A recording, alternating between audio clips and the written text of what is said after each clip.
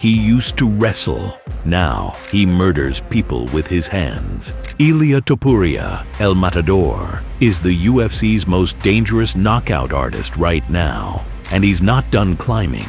This isn't just about highlight KOs. This is about how he's doing it. The setups, the footwork, the calculated violence. Topuria's not wild. He's not reckless. He's precise.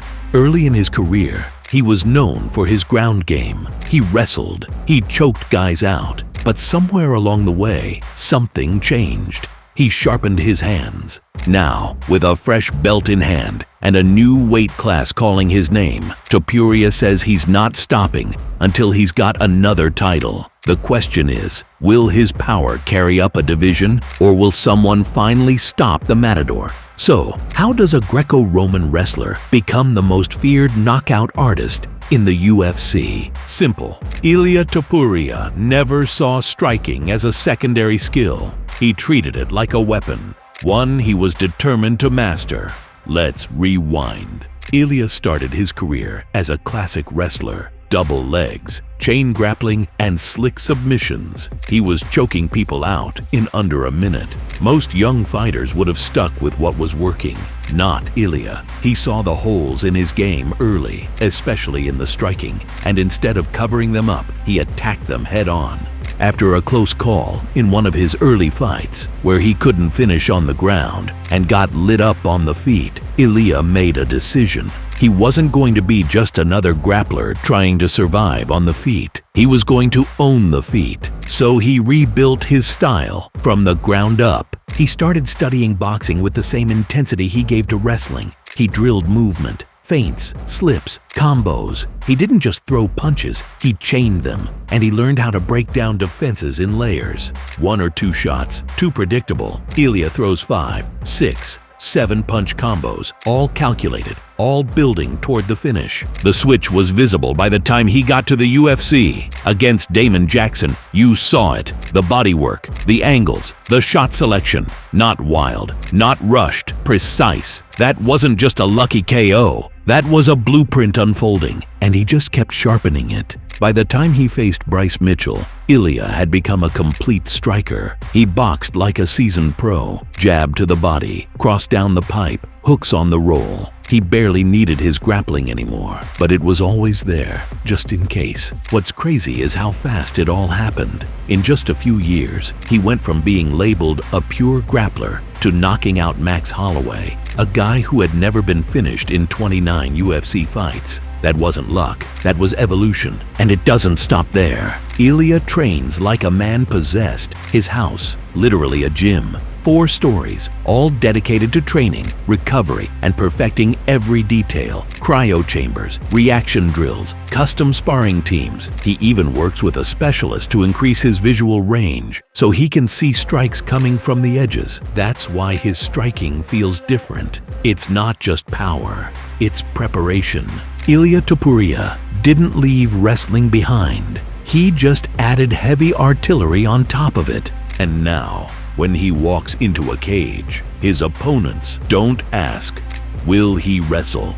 They ask, how do I survive the first 3 minutes? That's how a grappler became the scariest striker in the UFC. And next, he's taking those hands to a brand new division. But that raises a massive question, one Ilia himself hasn't fully answered yet. Will his knockout power still work at lightweight? Because at 145, we know what he is. A monster. He's faster than most, hits harder than all, and barely needs a second chance to finish a fight. But lightweight? That's a different world. Bigger bodies, stronger chins, more danger, less margin for error. So how does a featherweight knockout machine carry his power up a division? Let's look at what actually makes Ilia's striking work. It's not just raw strength, it's how he sets it up. His timing is ridiculous, his footwork underrated, his head movement, angles, and shot selection make him land clean before the other guy even sees it coming. And that kind of precision, it doesn't fade just because the guy across from you is 5 pounds heavier. We saw it when he faced Jai Herbert at 155. Ilia took a full shin to the face early, looked wobbled, adjusted, and then slept Jai with one of the cleanest combos of the year. that wasn't a featherweight KO. That was a legit lightweight knockout against a guy with serious range and size. Since then, Ilia's only gotten more dangerous. His training's smarter, his setups are sharper, and he's still improving, fight after fight. Add in the fact that he won't be draining himself with brutal weight cuts anymore, and the power might actually increase. So while others wonder if he'll lose his pop at 155, Ilia's betting it gets even nastier. But if his power carries over, there's one last question we have to answer. If the power carries over and the wins keep coming, who's left to stop him? Because if Ilia Topuria keeps knocking out lightweights the way he did at featherweight, we're not just talking about another contender, we're talking about a future legend. Right now, the division's full of killers. Names like Arman Tsarukyan, Dustin Poirier, Justin Gaethje, all with experience, grit, and one-punch danger. But none of them bring what Ilia brings. That cold patience, that calculated aggression, and the ability to take a clean fight and make it chaotic in seconds. He doesn't just win, he breaks people, mentally, physically, quickly. And here's the scary part, he wants the toughest fights. He's not calling out easy names or cherry-picking matchups. He's targeting Islam Makhachev, the pound-for-pound king, the man many believe is untouchable. Ilia doesn't care. Because in his mind, this isn't about belts, it's about dominance, legacy, becoming the most feared name in 2 weight classes. So, who's really left to stop him? If Islam stays at welterweight, does anyone at 155 have the tools to survive the Matador's storm? Can Arman's wrestling hold up? Can Gaethje trade without getting caught? Or are we about to witness a run so violent, so precise, that it shifts the entire lightweight landscape? These aren't just hypotheticals.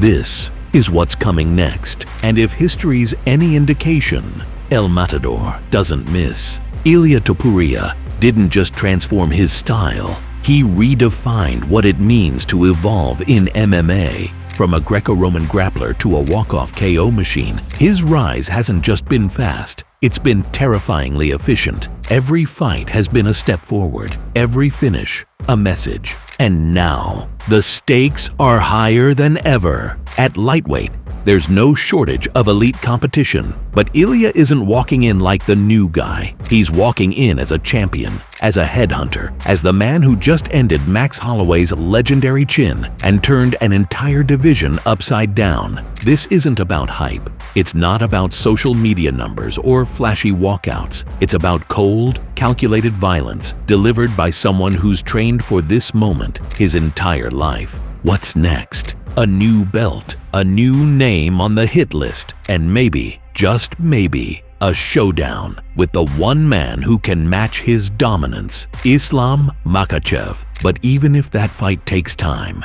Ilia isn't waiting. He's already hunting again, already setting up the next strike. And if his history tells us anything, the next name on that canvas won't even see it coming. Because that's what happens when a wrestler turns sniper, when the Matador stops chasing and starts setting traps. This is Ilia Topuria. This is what happens when evolution meets execution. Who's next for El Matador? Drop your dream matchup in the comments. Like the video if you believe Topuria's just getting started. And hit subscribe, because we've got breakdowns coming for every KO, every super fight, and every legend in the making.